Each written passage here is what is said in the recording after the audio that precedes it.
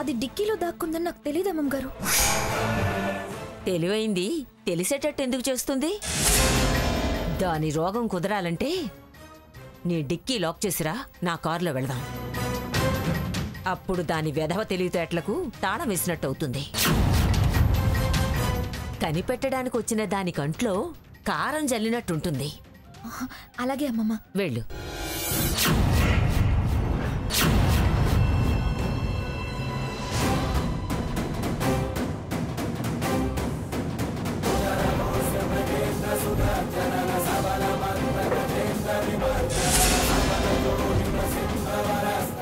పడుండవే. అది గాలాడక ఊపిరాడక చస్తుంది. ఇంతకీ మనం ఎటు వెళ్తున్నాం? చెప్తాను. హనుమంతు, అమ్మా బండితి. అలాగే అమ్మా. ఎక్కు.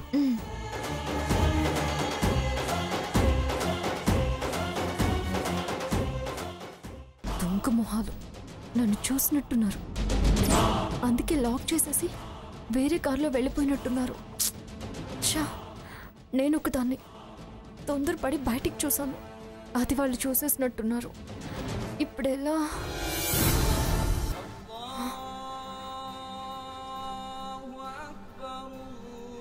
అవును,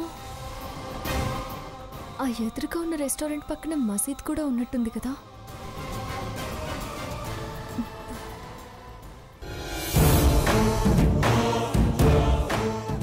ఇంకా రావట్లేదేంటి?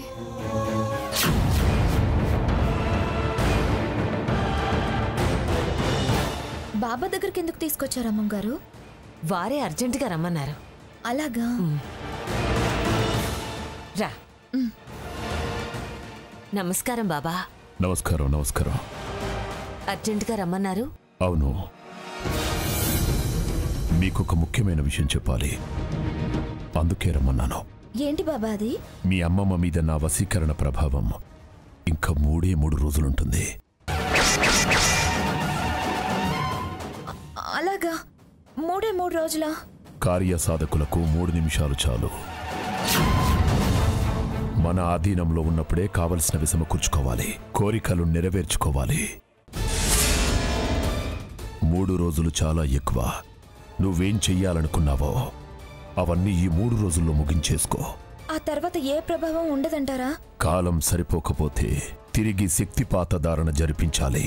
ఇప్పటిదాకా స్తబ్దంగా ఉన్న పాజిటివ్ శక్తి విజృంభిస్తుంది.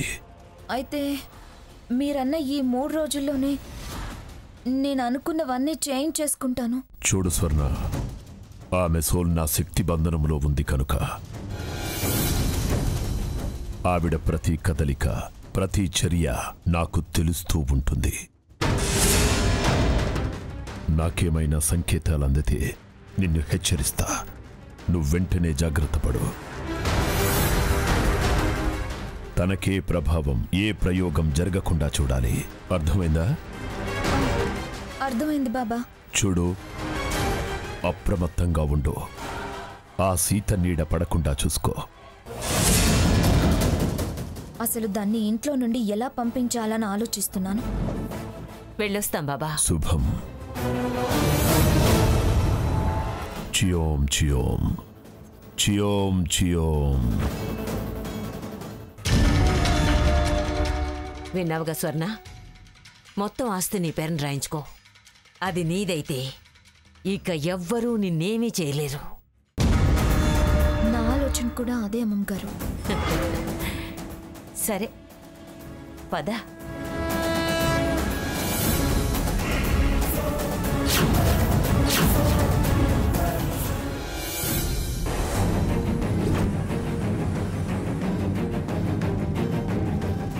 అమ్మయ్య, వచ్చినట్టుంది.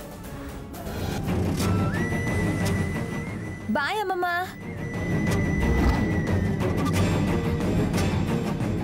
ఓహో, డిక్కీలోంచి రహస్య మంతనాలు చూడ్డానికి వచ్చావా సీతామాలచ్చి? నువ్వు జేమ్స్ బాండ్ 999 అయితే నేను జేమ్స్ బాండ్ 9999999. చెప్తా నీ సంగతి.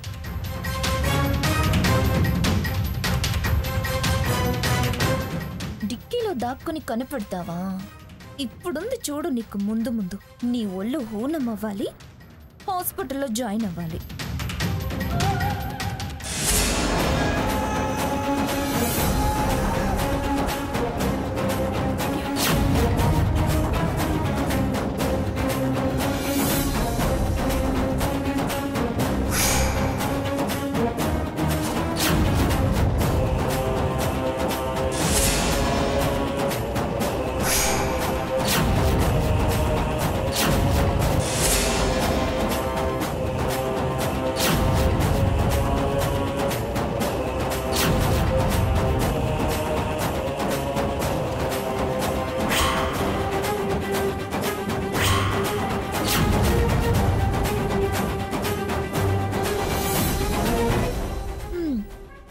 ఇలాగే ఇంటికి పోయేసరికి అవుతుంది నీ పని. ఉంటావో ఊడతావో ఇంటికి పోయాక చూద్దాం.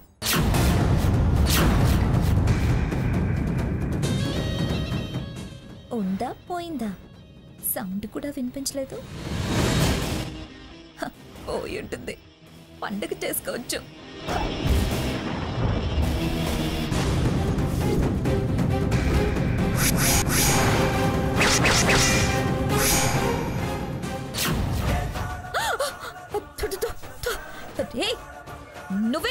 నువ్వేంటి డిక్కీలో గూఢాచారివా? నేనెక్కడికి వెళ్తున్నానని పసి కట్టడానికి నన్ను ఫాలో అయ్యావా? అయినా నన్ను అడిగితే దర్జాగా ముందు సీట్లో కూర్చోబెట్టుకుని తీసుకెళ్లేదాన్నిగా. ఎగ్జిక్యూటివ్ చైర్మన్ గారు ఏదో బురద మెచ్చుతుంది కానీ పన్నీరు మెచ్చుతుందా అన్నట్టుంది. ఎక్కడ కూర్చున్నా ఏ స్థాయిలో ఉన్నా నీ బుద్ధి మారదని ఇలా బయటపడింది. కోరి ఇలాంటి కర్మ తెచ్చుకున్నావెందుకు?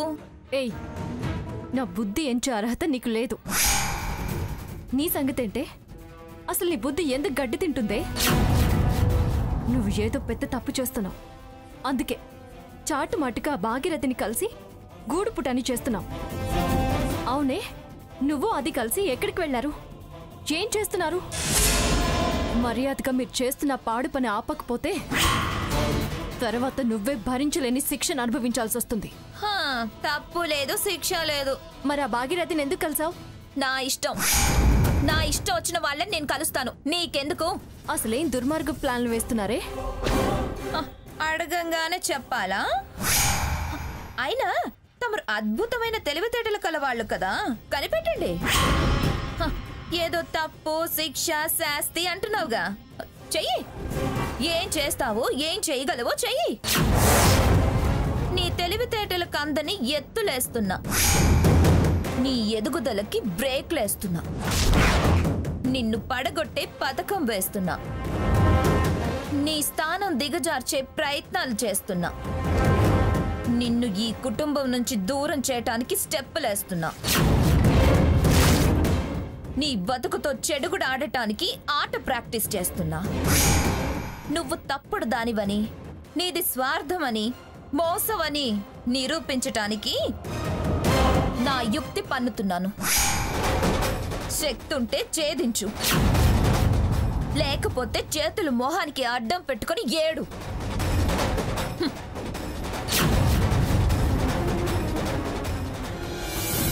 వాళ్ళు నేను డిక్కీలో ఉన్న విషయం గమనించినట్టున్నారు రఘు. అందుకే ఒక చోట ఇది కారు ఆపింది. అక్కడి నుంచి భాగీరథి కారులో బయలుదేరి ఎవరినో కలవడానికి వెళ్లారు. నేను స్వర్ణ నంబర్ ట్రాక్లో పెట్టి జీపీఎస్లో చూసా. కానీ వాళ్ళు కారు మారిన తర్వాత ఎక్కడికి వెళ్ళింది తెలీదు. ఎలా రఘు?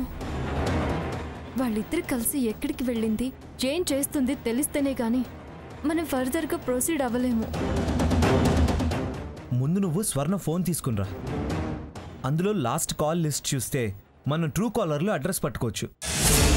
ఫోన్ తీసుకురావాలా? అవును.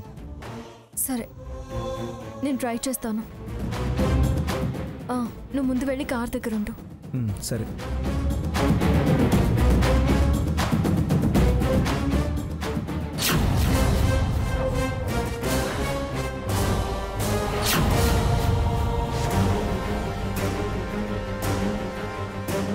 సీత, ఇదే మసీదు, అది రెస్టారెంట్. అవును రఘు, నాకు నమాజ్ ఇక్కడి నుంచి వినిపించింది. వాళ్ళ రెగ్యులర్ మీటింగ్ పాయింట్ ఈ రెస్టారెంట్ అన్నమాట. మనం అక్కడికి వెళ్ళి ఎంక్వైరీ చేస్తే మనకి ఏదైనా క్లూ దొరకొచ్చు. పద రఘు. పద.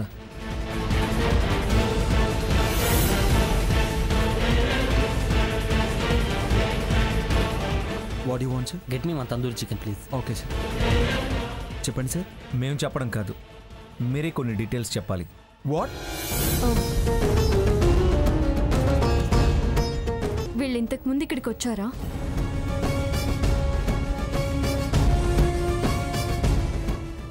రెగ్యులర్గా వస్తుంటారు. అప్పుడప్పుడు ఆ టేబుల్ రిజర్వ్ చేస్తారు. రేపు కూడా ఆ టేబులే కావాలని రిజర్వ్ చేసుకున్నారు. అలాగా? అవును మేడం. మేడం, మీరు పోలీస్ డిపార్ట్మెంటా? కాదు, సిబిఐ. ఇలా వచ్చి వివరాలు అడిగినట్టు ఎవరికి చెప్పొద్దు. అలాగే మేడం. సరే పద.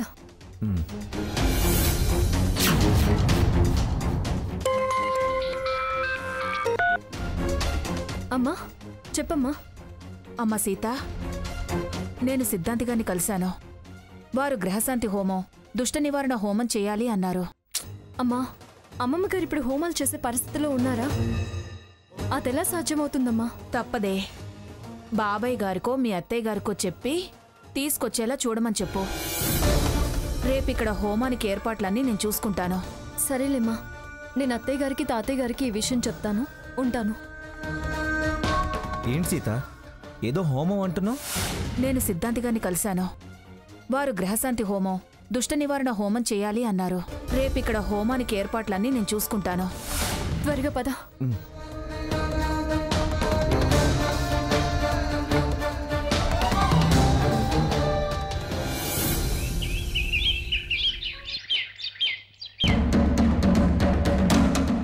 తాతయ్య గారు, తాతయ్య గారు. సీత, ఇప్పుడు నానమ్మ సంగతి ఏంటి? మిమ్మల్ని ఇప్పుడు ఇలా చూస్తే ఆ రాక్షసి పసిగడుతుంది. అమ్మమ్మ గారిని కనిపెట్టుకుని ఇంకా ఇంకా జాగ్రత్తగా ఉంటుంది. అర్జెంటుగా మనం ఇక్కడి నుంచి బయలుదేరి వెళ్ళాలి. చిన్న అవకాశం దొరికినా అత్తయ్య గారు ఏదో ఒకటి చెప్పి హోమం దగ్గరికి అమ్మమ్మ గారిని తీసుకొచ్చే ప్రయత్నం చేస్తాను అని చెప్పారు. పూర్ణాహుతి సమయానికి అక్కడ ఉంటే చాలమ్మా. ముందు మనం వెళ్దాం. పదండి. పదండి పదండి.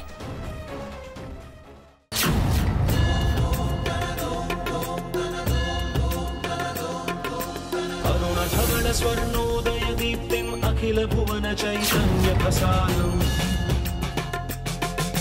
కాలగమన సత్కారణ ధీరం తం నమామి కహనాయక సూర్యం అమృత కిరణ రసరమ్య ప్రవాహం లలిత లలిత లావణ్య లలామం మధిత మహిత మాధుర్యమనోజ్ఞం. ఓం సర్వే దేవతాభ్యం నమః. ధ్యాయేత్ పద్మాసనస్థాం వికసవదనాం పద్మవక్త్రాయతాక్షీం హేమాభాం పీతవస్త్రాం కరకలితలగద్దేవపద్మాం వరాంగీం.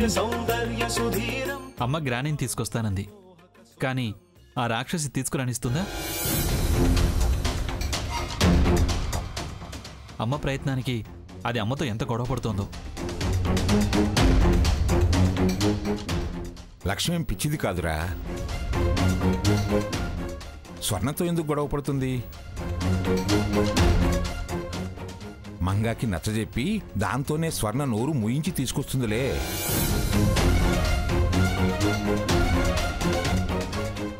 అయ్యా, హోమం ప్రారంభిద్దామా? పెద్దావిడి క్షేమం కోరి చేసే హోమం, వారు రావాలి కదండి. అమ్మా, ఎవరి పేరున శాంతి హోమం చేయిస్తే వారే రావాలని లేదు.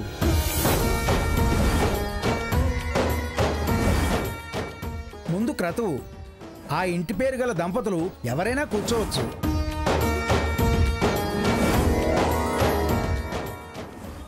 లేదా ఆవిడ గారి భర్త, పిల్లలు, మనవలు, మనవరాళ్ళు, ఆఖరికి స్నేహితులైనా కూర్చోవచ్చు. తాతయ్య గారు,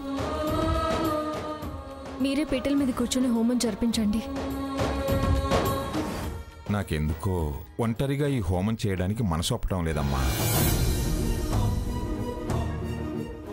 పోనీ అన్నయ్య నువ్వు చేయండి వదినా. నేను రఘురాం చేస్తే ఆ దయ్యం వస్తే ఇదేదో అమ్మమ్మ గారికి అపకారం చేయడానికే హోమం చేస్తున్నామని యాగి చేసినా చేస్తుంది. యజ్ఞం మొత్తాన్ని రసాబస చేస్తుంది. అయితే మీరిద్దరు అన్నదమ్ములు పీటల మీద కూర్చోండి బాబు.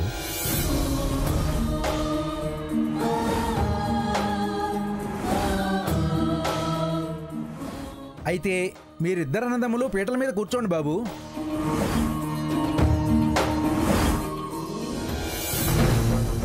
ఎలా?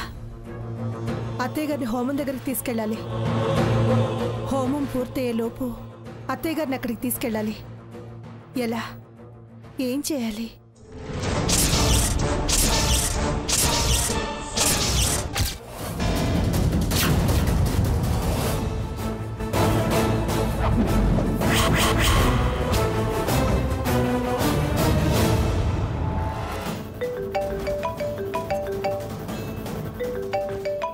స్వర్ణ బయటికి వెళ్తే బావుండు.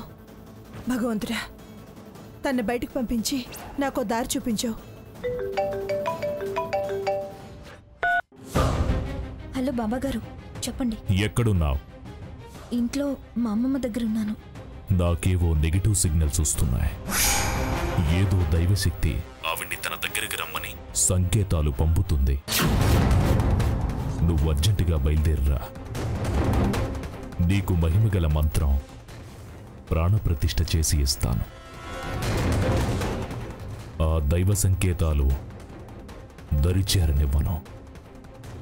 అలాగే బాబా, అయితే నేను వెంటనే బయలుదేరొస్తాను. ఉన్న పలాన ఇక్కడున్నట్టు రావాలి. చాలా అర్జెంటు.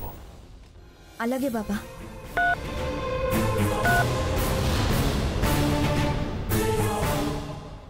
ఏదో ఒకటి చేసి అత్తయ్యకి చెప్పి వెళ్దాం. అత్తయ్య గారు. ఏంటి స్వర్ణ? నేను అర్జెంటుగా బయటికి వెళ్ళి రావాలి. కాస్త అమ్మమ్మని కనిపెట్టుకొని ఉండండి. నేనా? అవును, మీరే. అవును, ఎందుకు నేనా అంటున్నారు? నన్ను చూస్తేనే అత్తయ్య గారు ఈ మధ్య విరుచుకు పడుతున్నారు. ఏం పడరు, నేను చెప్పి వెళ్తానుగా. అమ్మమ్మ, నేను కాస్త క్లబ్ దాకా వెళ్ళొస్తాను. అత్తయ్య గారు ఉన్నారు. ఏం కావాల్సి వచ్చినా అత్తయ్యని పిలవండి. అలాగేనే, త్వరగా రా. నువ్వు లేకపోతే నేను ఉండలేను. అలాగే అమ్మమ్మ. చెప్పానుగా, జాగ్రత్తగా చూసుకోండి.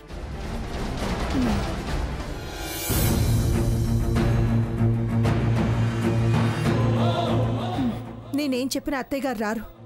నచ్చ చెప్పినా వినరు. హోమం విషయం చెప్తే అస్సలు రారు. ఎలా?